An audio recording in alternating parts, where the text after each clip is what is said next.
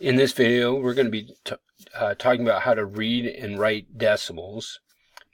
Got a place value chart here to look at, and I've got a sample number written down.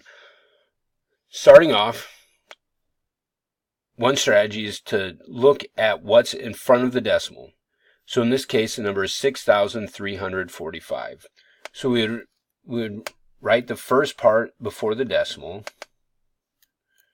6,345. Then the next part, when you get to the decimal, when we're reading this correctly, we don't say point, we don't say decimal, we say the word and. So when we're reading and writing decimals, at the decimal point, we write the word and. Then we look at what comes after the decimal point, and we say the number that we see after the decimal point. So in this case, the number we see after the decimal point is 367. So we would add that,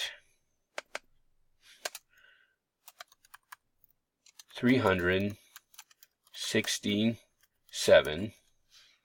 Then the last thing that we do is we look at the place value of the last digit. And in this case, it's in the thousandths place. So then we would add that word to our number. And we talk about emphasizing the THS, thousandths. And the reason we do that is the THS is our indication that it's a decimal. So for our number that we have here, reading it or writing it, it would be 6,345 and 367 thousandths.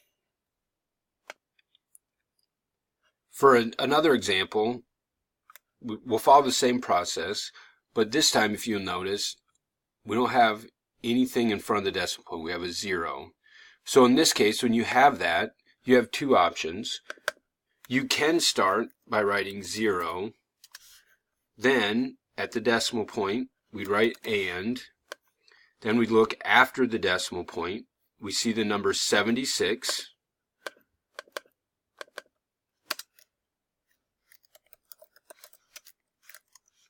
So we'd write 76. And again, we look at the place value. The place value of the last digit is thousandths. And that would be how to do that. Another way is to just say what comes after the decimal point. So we can not write 0 and not write and we can just write what would be after the decimal point. So in that case, your answer could look like this.